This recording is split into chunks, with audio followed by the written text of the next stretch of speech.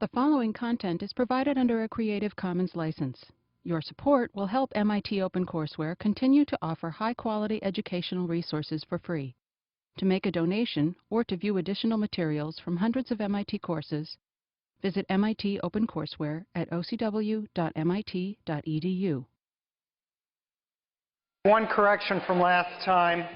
Sorry to say, I forgot a very important factor when I was telling you what an average value is. If you don't put in that factor, it's only half off on the exam problem that will be given on this. So I would have gotten half off for missing out on this factor too. All right, so remember you have to divide by n here. Certainly when you're integrating over 0 to n, the Riemann sum is the numerator here. And if I divide by n on that side, I've got to divide by n on the other side. This was meant to illustrate this idea that we're dividing by the total here. And we are going to be talking about average value in more detail, not today though. All right, so this has to do with average value.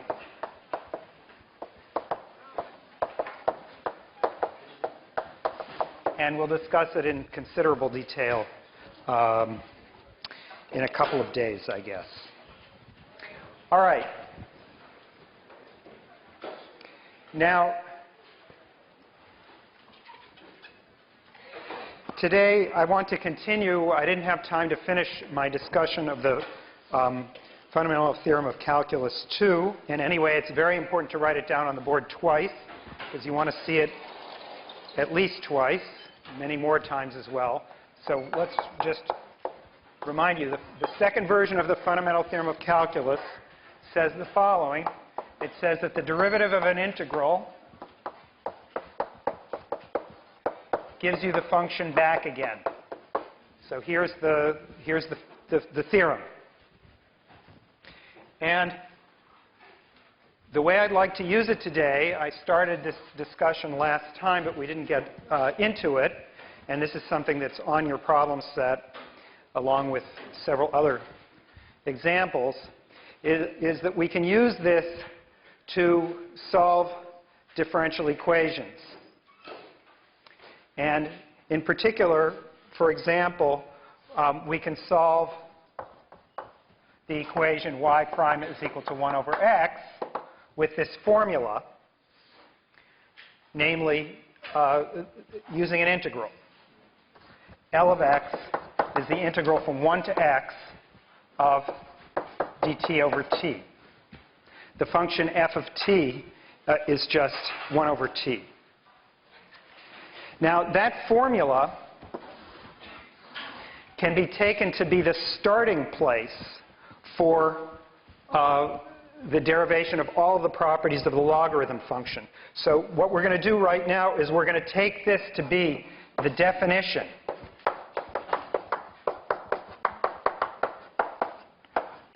of the logarithm. And if we do that, then I claim that we can read off the properties of the logarithm just about as easily as we could before. And so I'll illustrate that now. And there are a few other examples of this where somewhat more unfamiliar functions come up. This one is one that in theory we know something about. The first property of this function is the one that's already given, namely its derivative is 1 over x. And we get a lot of information just out of the fact that its derivative is 1 over x. The other thing that we need in order to nail down the function, besides its derivative, is one value of the function, because it's really not defined, specified by this equation, only specified up to a constant by this equation. But we nail down that constant when we evaluate it at this one place, L of 1. And there we're getting the integral from 1 to 1 of dt over t, which is 0. And that's the case with all of these definite integrals. If you evaluate them at their starting places, the value will be 0. And together, these two properties specify this function L of x uniquely. Now, the next step is to try to think about what its properties are. And the first approach to that, and this is the approach that we always take, is to maybe graph the function to get a feeling for it. And so I'm going to take the second derivative. Now, notice that when you have a function which is given as an integral, its first derivative is really easy to compute. And then its second derivative, well, you have to differentiate whatever you get, so it may or may not be easy. But anyway, it's a lot harder in the case when I start with a function to get to the second derivative. Here it's relatively easy. And these are the properties that I'm going to use. I won't really use very much more about it than that. And qualitatively, the conclusions that we can draw from this are, first of all, from this, for example, we see that this thing is concave down every place. All right? And then to get started with the graph, since I see I have a value here, which is L of 1 is equal to 0, I'm going to throw in the value of the slope. So L prime of 1, which I know is 1 over 1, that's reading off from this equation here, so that's 1. And now I'm ready to sketch at least a part of the curve. So here's a sketch of the graph.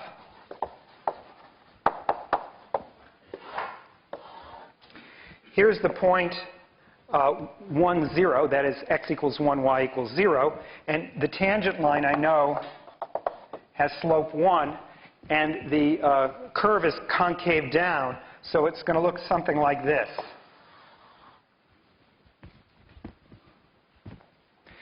Incidentally, it's also increasing, and that's an important property. It's strictly increasing. That's because L prime of x is positive. And so we can get from this the following important definition, which again is working backwards from this definition, we can get to where we started with the log in our previous discussion. Namely, if I take the level here, which is y equals 1, then that crosses the axis someplace, and this point is what we're going to define as E. So the definition of E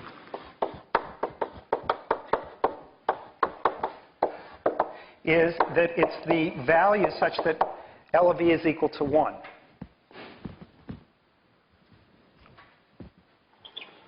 And again, the fact that there's exactly one such place just comes from the fact that this L prime is positive, so that L is increasing. Now there's just one other feature of this graph that I'm going to emphasize to you. There's one other thing which I'm not going to check, which you would ordinarily do with graphs. Once it's increasing, there are no critical points, so the only other interesting thing is the ends. And it turns out that the limit as you go down to 0 is minus infinity. As you go over to the right here, it's plus infinity. It does get arbitrarily high. It doesn't level off. But I'm not going to discuss that here. Instead, I'm going to just remark on one qualitative feature of the graph, which is this remark that the part which is to the left of 1 is below 0. So I just want to remark, why is L of x negative for x less than 1? Maybe I don't have room for that, so I'll just put in here x less than 1. And I want to give you two reasons. Again, we're only working from very first principles here, just that the property that L prime is 1 over x and L of 1 is 0. So our first reason is that, well, I just said it, L of 1 is 0 and L is increasing. If you read that backwards, if it gets up to 0 here, it must have been negative before 0. All right, so this is one way of seeing that L of x is negative. There's a second way of seeing it, which is equally important, and it has to do with just manipulation of integrals. Here I'm going to start out with L of x and its definition, which is the integral from 1 to x dt over t. And now I'm going to reverse the order of integration. This is the same by our definition of our properties of integrals as the integral from x to 1 with a minus sign, dt over t. All right? Now, I can tell that this quantity is negative, and the reason that I can tell is that this chunk of it here, this piece of it, is a positive number. Right? This part is positive. And this part is positive because x is less than 1. So the lower limit is less than the upper limit, and so this is interpreted, the thing in the green box is interpreted as an area. It's an area, and so negative a positive quantity is negative. Minus a positive quantity is negative. All right, so both of these work perfectly well as interpretations, and it's just to illustrate what we can do. Now, there's one more manipulation of integrals that gives us the fanciest property of the log. And that's the last one that I'm going to do. And you have a similar thing on your homework. So I'm going to prove that this is, as I say, the fanciest property of the log. On your homework, by the way, you're going to check that L of 1 over x is equal to minus L of x. But we'll do this one. The idea is just to plug in the formula and see what it gives. On the left-hand side, I have 1 to AB dt over t. That's L of AB. And then that's certainly equal to the left-hand side. And then I'm going to now split this into two pieces. Again, this is a property of integrals, that if you have an integral from one place to another, you can break it up into pieces. So I'm going to start at 1, but then go to A. And then I'm going to continue from A to AB.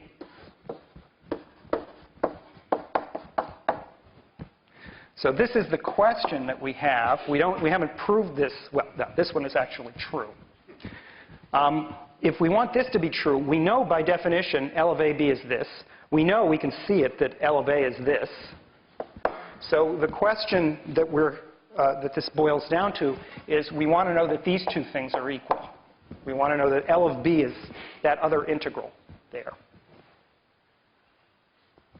So let's check it. I'm going to rewrite the integral. It's the integral from lower limit A to upper limit AB of dt over t. And now, again, to illustrate properties of integrals, the key property here that we're going to have to use is change of variables. This is a kind of a scaled integral where everything is multiplied by a factor of a from what we want to get to this L of B quantity. And so this suggests that we write down t is equal to a times u. That's going to be our trick. And if I use that new variable u, then the change in t, dt, is a du.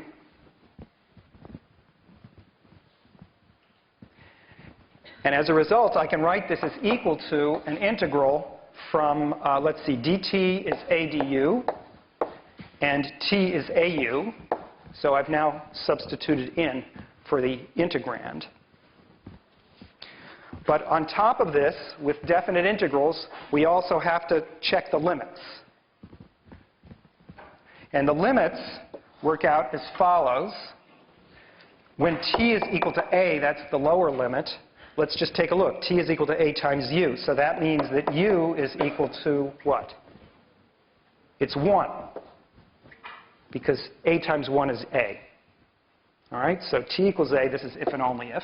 So this lower limit, which really in disguise was where t is equal to a, becomes where u is equal to 1. And similarly, when t is equal to ab, u is equal to b. So the upper limit here is b. And now, if you notice, we're just going to cancel these two factors here. And now we recognize that this is just the same as the definition of L of B, because L of x is over here in the box. And the fact that I use the letter T there is irrelevant. It works equally well with the letter U. So this is just L of B, which is what we wanted to show.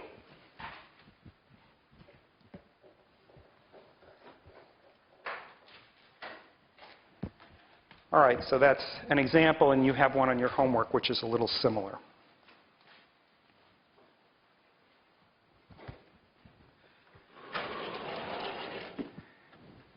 Now, the last example that I'm going to discuss of this type, I already mentioned last time, which is the function f of x, which is the integral from 0 to x of e to the minus t squared dt.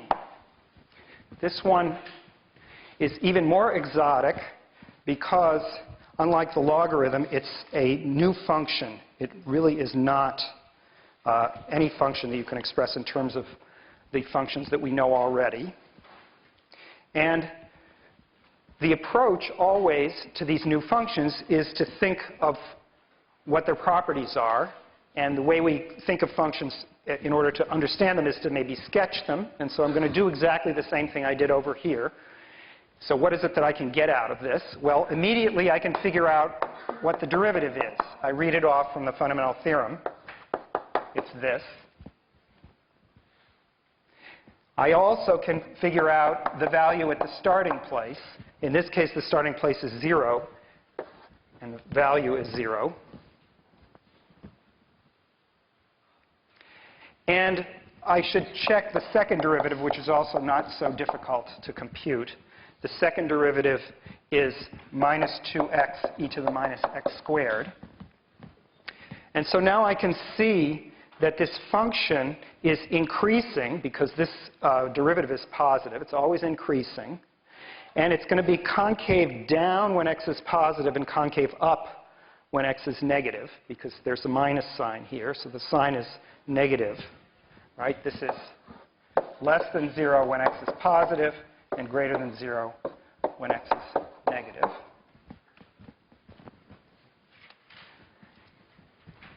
And maybe to get started, I'll remind you, f of 0 is 0. It's also true that f prime of 0, that just comes right out of this. F prime of 0 is e to the minus 0 squared, which is 1. That means the tangent line again has slope 1. We do this a lot with functions. We normalize them so that their slopes of their tangent lines are 1 at convenient spots. So here's the tangent line of slope 1. We know this thing is concave down to the right and concave up to the left. And so it's going to look something like this with an inflection point. All right?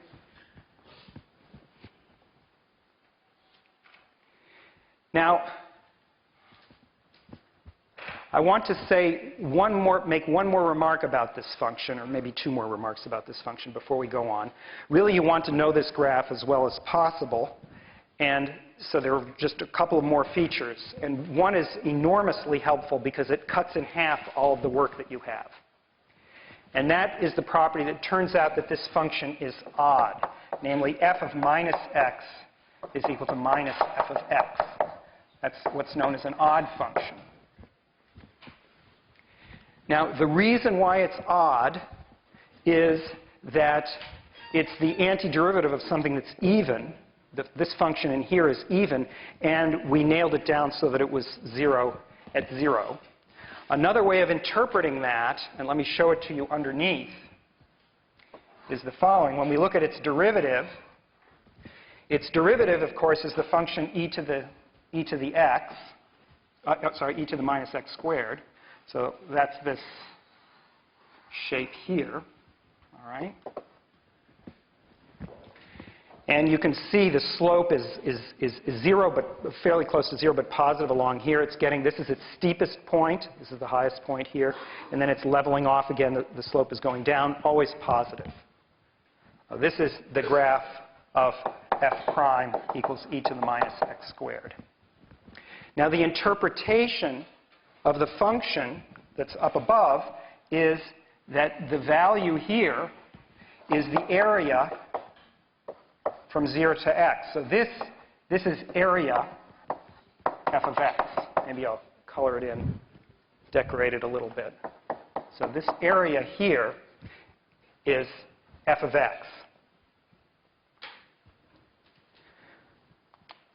Now, I want to show you this odd property by using this symmetry. The graph here is even, so in other words, what's back here is exactly the same as what's forward. But now there's a reversal because we're keeping track of the area starting from 0 going forward. That's positive. If we go backwards, it's counted negatively.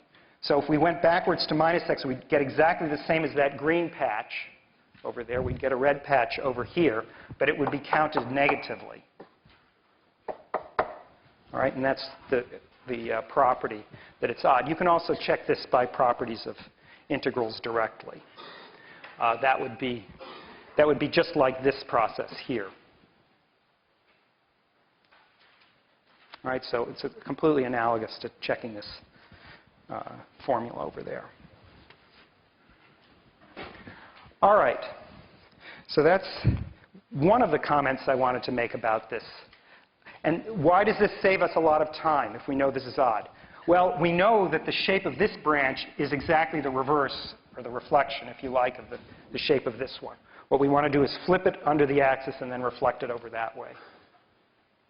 And that's the symmetry property of the graph of f of x. Now, the last property that I want to mention is what's happening with the ends. And at the end, there's an asymptote. There's a limit here. So this is an asymptote. And the same thing down here, which will be exactly, because of the odd feature, this will be exactly negative, the opposite value over here. And you might ask yourself, what level is this exactly? Now, that level turns out to be a very important quantity. It's interpreted down here as the area under this whole infinite stretch. It's all the way out to infinity. So let's see. What do you think it is?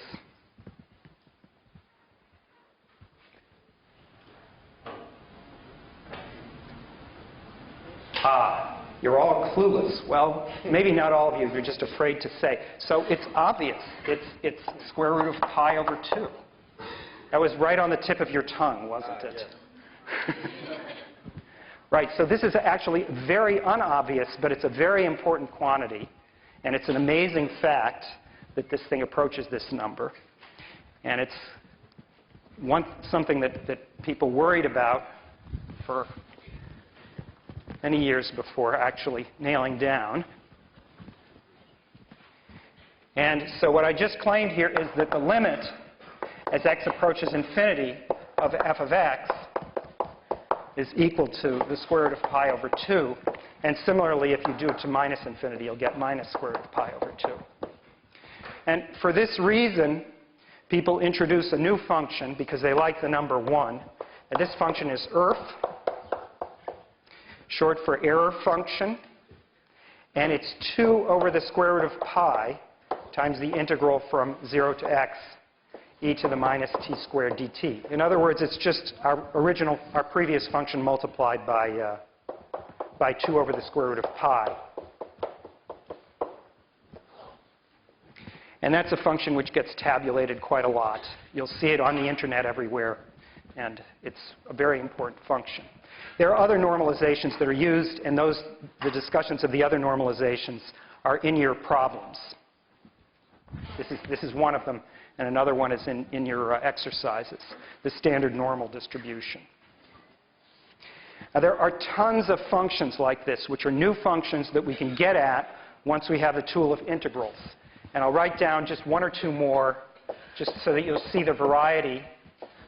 Here's one, which is called a Fresnel integral. On your problem set next week, we'll do the other Fresnel integral. We'll look at this one. These functions cannot be expressed in elementary terms. The one on your homework for this week was this one. This one comes up in Fourier analysis. And I'm going to just tell you maybe one more such function. There's a function which is called Li of x, logarithmic integral of x, which is this guy. The reciprocal of the logarithm, the natural log. And the significance of this one is that Li of x is approximately equal to the number of primes less than x. And in fact, if you can make this as precise as possible, you will be famous for millennia, because this is known as the Riemann hypothesis, exactly how closely this approximation occurs.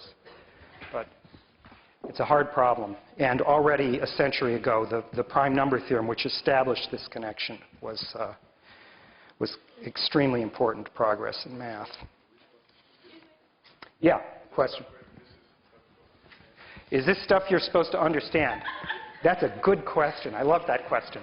The answer is, this is, so we launched off into something here. And let me just explain it to you. I'm going to be talking a fair amount more about this particular function because it's associated to the normal distribution, and I'm going to let you get familiar with it.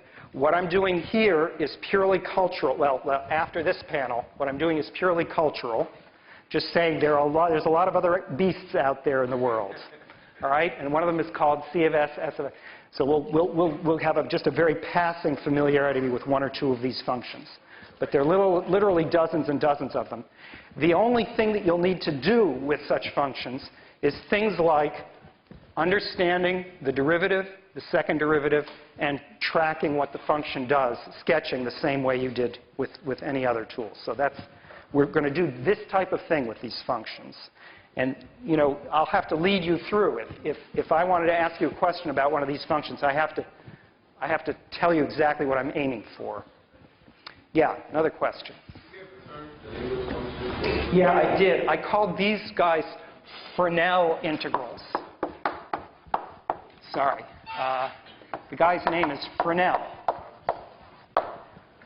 It's just named after a person.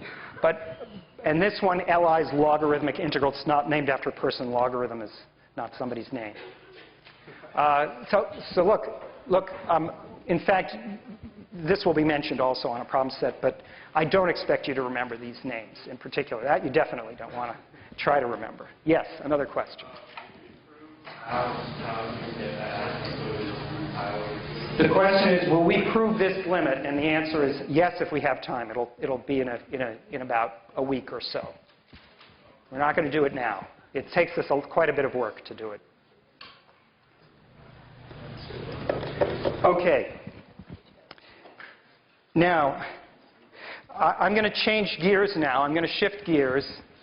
And we're going to go back to a more standard thing, which has to do with just setting up integrals. And this has to do with understanding where integrals play a role, and they play a role in cumulative sums, in evaluating things. This is much more closely associated with the first fundamental theorem. That is, today we were talking about how integrals are formulas for functions, or solutions to differential equations. We're going to go back and talk about integrals as being the answer to a question, as opposed to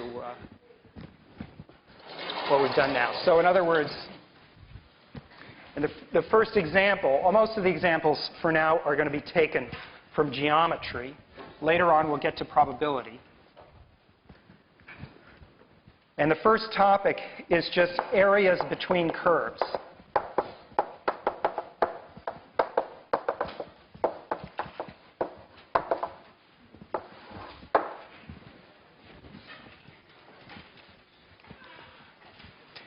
Here's the idea. If you have a couple of curves that look like this and maybe like this, and you want to start at a place A and you want to end at a place B, then you can chop it up the same way we did with Riemann sums and take a chunk that looks like this. And I'm going to write the thickness of that chunk. Well, let's give these things names. Let's say the top curve is f of x and the bottom curve is g of x. And then this thickness is going to be dx. That's the thickness. And what is the height? Well, the height is the difference between the top value and the bottom value. So here we have f of x minus g of x times dx. This is, if you like, base times, whoops, backwards. This is height, and this is the base of the rectangle. And these are approximately correct, but of course only in limit when this is an infinitesimal. Is it exactly right? In order to get the whole area, I have to add these guys up. So I'm going to integrate from A to B. That's summing them. That's adding them up. And that's going to be my area.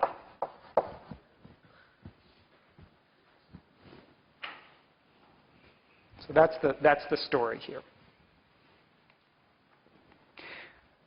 Now, let me just say two things about this. First of all, on a very abstract level, before we get started with details of more complicated problems.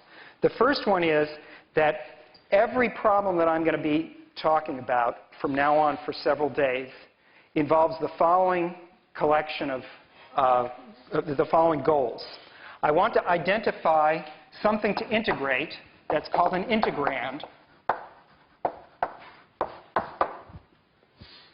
And I want to identify what are known as the limits. The whole game is simply to figure out what A, B, and this quantity is here, whatever it is.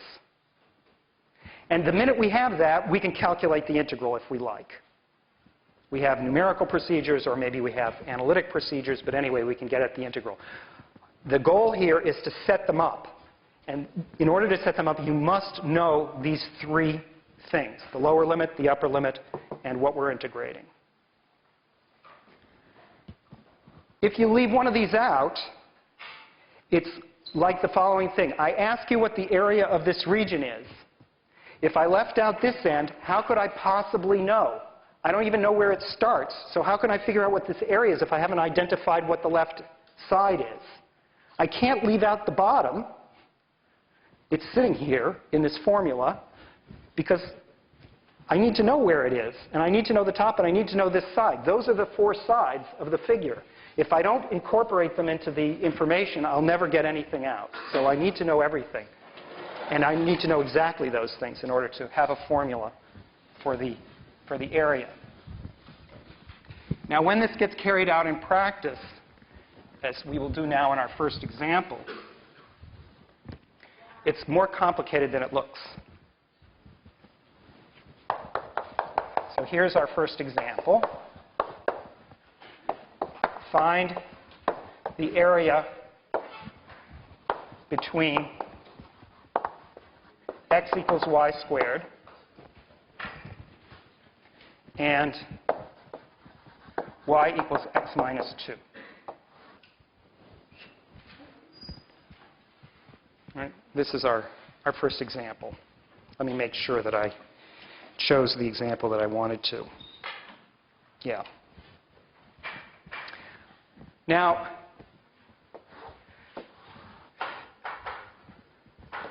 there's a first step in figuring these things out, and this is that you must draw a picture. If you don't draw a picture, you'll never figure out what this area is, because you'll never figure out what's what between these curves. The first curve, y equals x squared, is a parabola, but it's x is a function of y. It's pointing this way. So it's this parabola here. That's y equals x squared. Whoops, x equals y squared.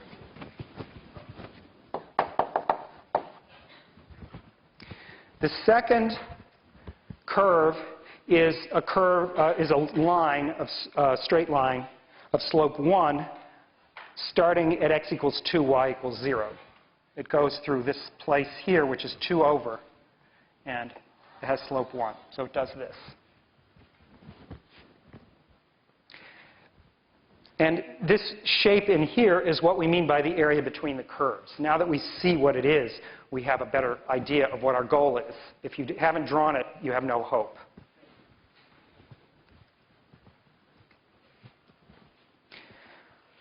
All right. Now, I'm going to describe two ways of getting at this area here. And the first one is motivated by the shape that I just described right here. Namely, I'm going to use it in a straightforward way. I'm going to chop things up into these vertical pieces, just as I did right there. Now, here's the difficulty with that. The difficulty is that the upper curve here has one formula, but the lower curve shifts from being a part of the parabola to being a part of the straight line. That means that there are two different formulas for the lower function. And the only way to accommodate that is to separate this up into two halves.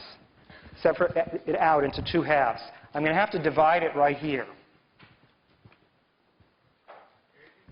So we must break it into two pieces and find the integral of one half and the other half. Question? Half of the parabola. In other words, it's not really. So you're one step ahead of me. We'll also have to be sure to distinguish between the top branch and the bottom branch of the parabola, which we're about to do. Now, in order to distinguish what's going on, I actually have to use multicolors here. And so we will do that. First, there's the top part, which is orange. All right? That's the top part. I'll call it top. And then there's the bottom part, which has two halves. They are pink and I guess this is blue. All right, so now let's see what's happening. The most important 2 points that I have to figure out in order to get started here, well, really I'm going to have to figure out 3 points, I claim. I'm going to have to figure out where this point is, where this point is, and where that point is. If I know where these 3 points are, then I have a chance of knowing where to start, where to end, and so forth. Another question? Could you speak up?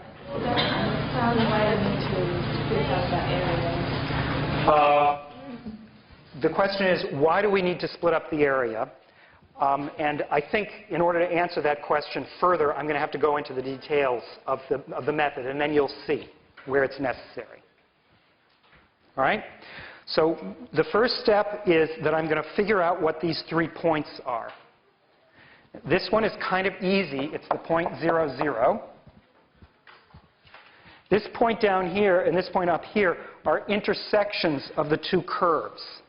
I can identify them by the following equation. I need to see where these curves intersect. At what? Well, if I plug in x is y squared, I get y equals y squared minus 2. And then I can solve this quadratic equation. Y squared minus y minus 2 is equal to 0. So y minus 2 times y plus 1 is equal to 0. And this is telling me that y equals 2 or y equals negative 1. Now, so I found y is equal to negative 1. That means this point down here has second entry negative 1. Its first entry, its x value, I can get from this formula here or the other formula. If I have to square this, negative 1 squared is 1. So that's the formula for this point. And the other point has second entry 2. And again, with this formula y equals x squared, I have to square y to get x, so this is 4.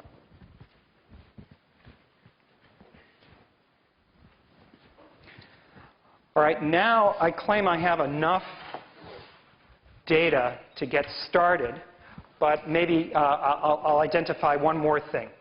I need the top, the bottom left, and the bottom right. The top is the formula for this branch of x equals y squared, which is in the positive y region, and that is y is equal to square root of x. The bottom curve, part of the parabola, so this is the bottom left, is y equals minus square root x. That's the other branch of the square root. And this is exactly what you were asking before. And this is, we have to distinguish between these two. And the point is these formulas really are different. They're not the same. Now, the last bit is the bottom right chunk here, which is this pink part. Bottom right. And that one is the formula for the line. And that's y equals x minus 2. Now I'm ready to find the area.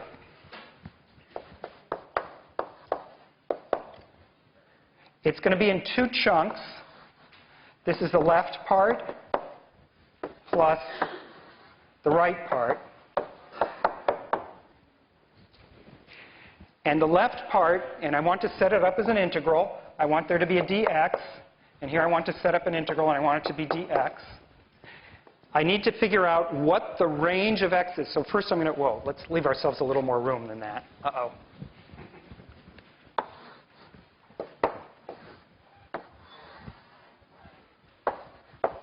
Just to be safe. Okay, here's the right. Okay. So here we have our dx. Now, I need to figure out the starting place and the ending place. So the starting place is the leftmost place. The leftmost place is over here, and x is equal to 0 there. So we're going to travel from this vertical line to the green line over here, and that's from 0 to 1. And the difference between the orange curve and the blue curve is what I call top and bottom left over there. So that is square root of x minus square root of x.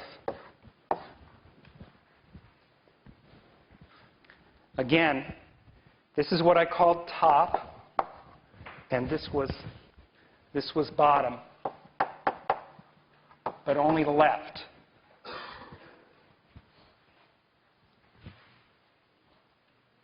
All right.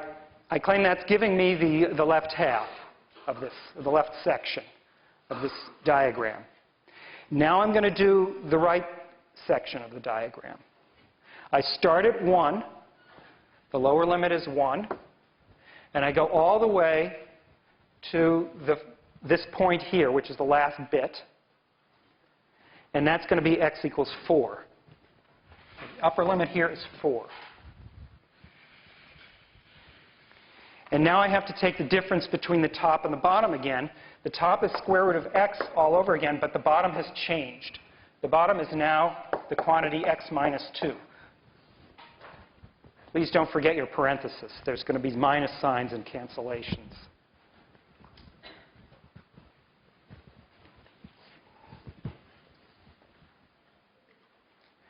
All right, now this is almost the end of the problem. The rest of it is routine. We would just have to evaluate these integrals. And fortunately, I'm going to spare you that. Okay, we're not going to bother to do it. That's the easy part. We're not going to do it. But I'm going to show you that there's a much quicker way with this integral and with this area calculation right now. The quicker way is what you see when you see how long this is, and you see that there's another device that you can use that looks similar in principle to this, but reverses the roles of x and y. And the other device, which I'll draw over here schematically, no, maybe I'll draw it on this blackboard here.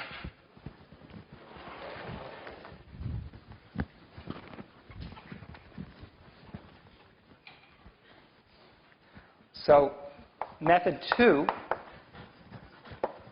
if you like, this was method 1, and we should call it the hard way.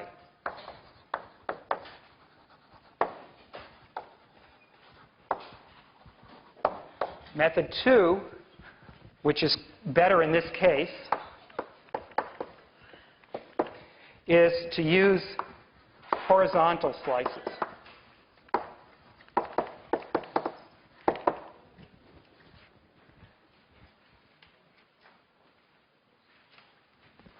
Let me draw the picture.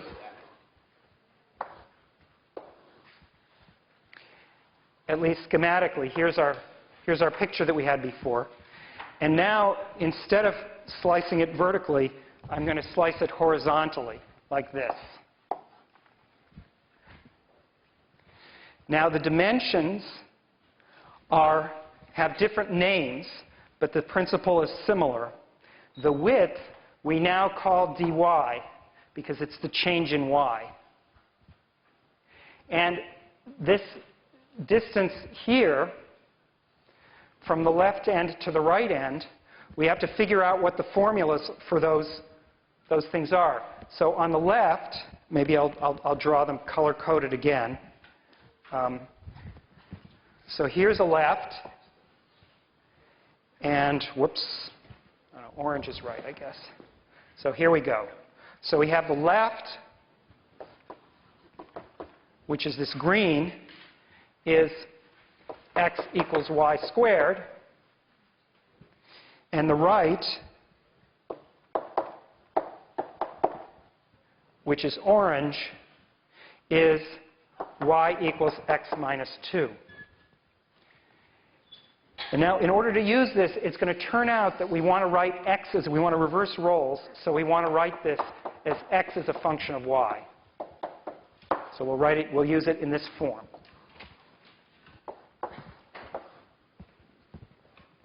And now I want to set up the integral for you. This time, the area is equal to an integral in the dy variable. And its starting place is down here. And its ending place is up there. This is the lowest value of y, and this is the top value of y. We've already computed those things. The lowest level of y is -1. So this is y equals -1, and this top value is y equals 2. So this goes from -1 to 2. And now the difference is this distance here, the distance between the rightmost point and the leftmost point. Those are the two dimensions. So again, it's a rectangle, but its horizontal is long and its vertical is very short. And what are they? It's the difference between the right and the left. The right hand is y plus 2, and the right hand is y squared. All right?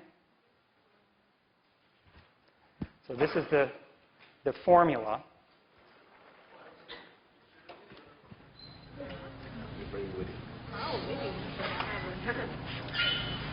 What was the question? Why is it right minus left? Why is it right minus left? That's a very important. Why is it right minus left?